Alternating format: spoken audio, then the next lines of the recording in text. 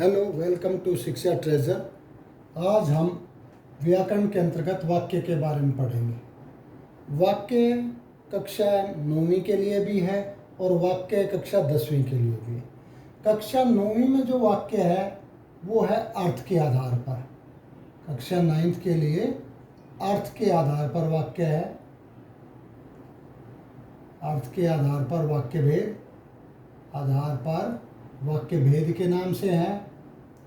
और कक्षा 10वीं में जो है वाक्य वो रचना के आधार पर है। रचना के आधार पर वाक्य भेद। आज हम जो ये दो प्रकार के हैं आधार पर वाक्य भेद, तो आज हम कक्षा 9th के लिए जो है अर्थ के आधार पर वाक्य भेद के बारे में हम पढ़ेंगे। लेकिन जब हम वाक्य भेद की बात करते हैं तो सबसे पहले हमें पता होना चाहिए कि वाक्य है क्या। देखिए, हमने वर्ण पढ़े हैं। कोई भी भाषा जो है उसकी जो छोटे से छोटी इकाई है वो वर्ण है। हिंदी जो भाषा है उसकी छोटी से छोटी इकाई वर्ण है। तो वर्ण हुआ पहले, वर्ण से वर्णमाला बनी, और वर्ण जब मिल करके बनते हैं तो ये शब्द बनते हैं, और शब्द से फिर वाक्य बनते हैं। यानी सबसे छोटी इकाई वर्ण है भाषा की, ये सबसे छोटी इकाई है। इसके कोई टुकड़े नहीं किए जा सकते हैं वर्ण के, और वर्णों से मिलकर के शब्द बनते हैं और शब्दों से मिलकर के वाक्य बनते हैं। लेकिन जो ये शब्द है, शब्द से जो वाक्य बनने का है, यहाँ सार्थक शब्द होने चाहिए। सार्थक शब्द होने चाहिए और वो एक प्रॉपर तरीके से होना चाहिए।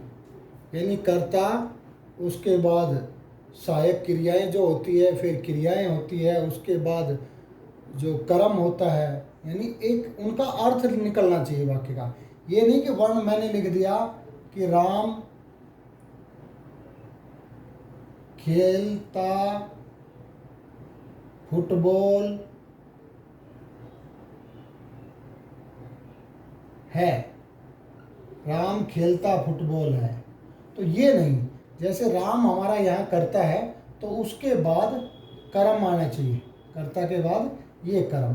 तो इसका जो सही वाक्य होगा तो राम फुटबॉल खेलता है। तो कहने का अर्थ हो गया कि शब्दों का ऐसा आपने प्रयोग करना है जिससे वो एक प्रॉपर अर्थ दे, उसका एक उचित अर्थ निकले। यानी वाक्य के लिए क्या कहोगे कि ऐसे सार्थक शब्दों का समूह जिनका कोई अर्थ निकलता है तो उन्हें हम वाक्य कहते हैं। तो अब हम क्लास 9th के लिए जो वाक्य के भेद है अर्थ के आधार पर, वो हम पढ़ेंगे। अब ये अर्थ के आधार पर वाक्य के भेद है, तो कुल मिलाकर के ये 8 भेद है।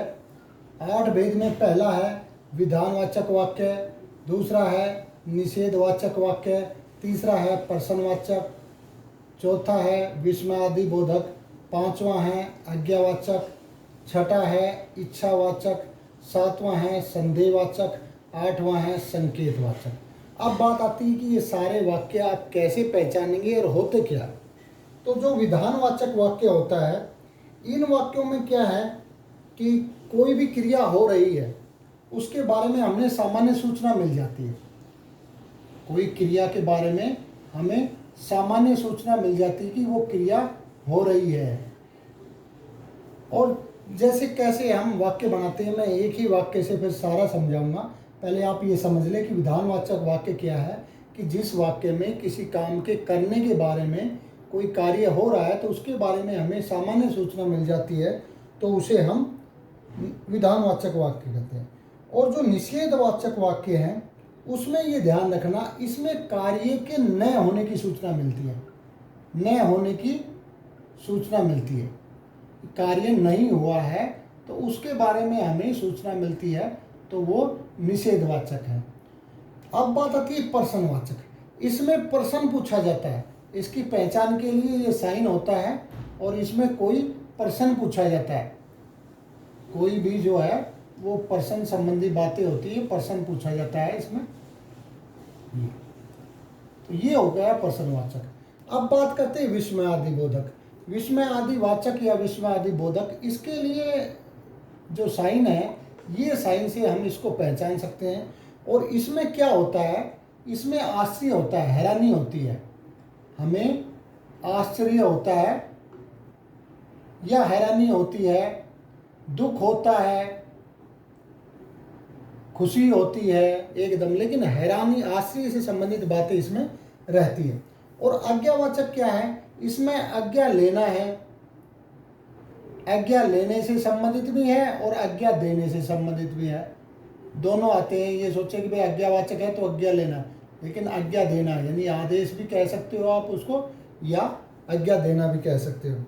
इसके बाद जो है इच्छावाचक, इसमें इच्छावाचक में देखा होगा, इसमें क्या है कि इच्छा प्रकट की जाती किसी काम के लिए, जैसे भगवान से संबंधित बात की जाती है, इसमें भगवान से इच्छा की बात, कि भगवान से इच्छा संबंधित बातें जो भी होती है तो वो इसमें आती है इच्छा से।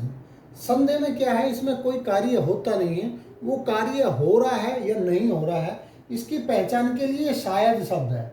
शायद, इसका मतलब पक्का नहीं पता वो कोई काम होगा या नहीं होगा, तो ये जो शायद शब्द है ये हमें बताता है कि संदेहवाचक वाक्य है। इसके बाद संकेत की जब बात आती है तो संकेत में ये ध्यान रखना आपने कि इसमें एक क्रिया, एक जो क्रिया है वो दूसरे पर निर्भर करती है, एक क्रिया दूसरे पर निर्भर है, दूसरे पर निर्भर। कोई भी कार्य जो है वो एक, इसमें एक से दूसरे पर निर्भर रहेगा तो वो संकेत करेगा, एक कार्य दूसरे का संकेत करेगा। तो ये बातें आपने ध्यान रखनी है। अब मैं आपको वाक्य के द्वारा समझाऊंगा, एक वाक्य बनाऊंगा और उसी वाक्य से कोशिश करूंगा सारे वाक्यों को बनाने की, ताकि आपको समझ में आ जाए कि विधानवाचक वाक्य और निषेधवाचक, प्रश्नवाचक, ये सारे वाक्य को आप कैसे पहचान पाएंगे। अब यहाँ देखिए, मैंने वाक्य के द्वारा समझाया है कि आप कैसे समझेंगे। सबसे पहले विधानवाचक में मैंने लिखा कि सोन खाना खाता है। मैंने कहा था कि यहाँ क्रिया के होने का पता चल जाता है हमें कि सोन ने खाना खाया है, तो क्रिया के होने का पता चलता है। तो सोन खाना खाता का मतलब सोन खाना खाता है, मतलब उसके खाने की क्रिया का पता चल गया। लेकिन जब निषेधवाचक की बात करते हैं तो सोन खाना नहीं खाता है, यानी सोन ने अभी खाना नहीं खाया, वो नहीं खाता है। इसके बाद जब प्रश्नवाचक की बात करें तो मैंने बताया था कि ये साइन आता है और प्रश्न की फॉर्म में आता है, क्या, कौन, किसे, क्यों, ये जो सब होते हैं इंग्लिश में, आप व्हाट, व्हेन, हु, जो भी ये पढ़ते हो, ये तो ये सारे प्रश्नवाचक में आते हैं। इसके बाद जब तो क्या सोन खाना खाता है, ये प्रश्न पूछा जा रहा है, सोन खाना खाता है या नहीं खाता है, तो पूछना। जब हम विस्मयादि बोधक की बात करते हैं तो देखिए, विस्मयादि बोधक में मैंने बताया था कि ये साइन आपको मिलेगा, ये चिन्ह आपको मिलेगा जो हमें बताएगा कि वाक्य जो है वो विस्मयादि वाचक है। तो अच्छा, सोन ने भी खाना खाया, हैरानी हो रही है, इसका मतलब पता नहीं सोन खाना खाता नहीं, इसका मतलब सोन ने भी खाना खाया, तो वो हैरान होने की बात आ गई एक। इसके बाद आज्ञावाचक की जब बात करते हैं, सोन खाना खाओ, सोन को आज्ञा दी जा रही, सोन खाना खाओ, तो ये आज्ञा से संबंधित बात होगी। जब हम इच्छा की बात करते हैं तो भगवान करें, मैंने कहा था कि इच्छा में भगवान शब्द का प्रयोग किया जाता, भगवान से कोई ना कोई इच्छा की जाती किसी भी कार्य की, तो भगवान करे सोन को खाना मिले, यानी हम ये भगवान से प्रार्थना करते हैं कि सोन को खाना खाने को मिलता रहे, मिले। इसके बाद जब संदेह की बात करते हैं, संदेह में मैंने कहा था कि कार्य जो है वो पक्का नहीं होता है, उसमें ये रहती है वो काम होगा या नहीं होगा, किया है या नहीं किया है, तो शायद जो शब्द है वो यही दर्शाता है, उस पर डाउट होता है, संदेह होता है। तो शायद सोन खाना खाए, तो ये संभावना है कि खाए ना खाए नहीं पता, लेकिन शायद संभावना ये है कि खाए, वो संदेह।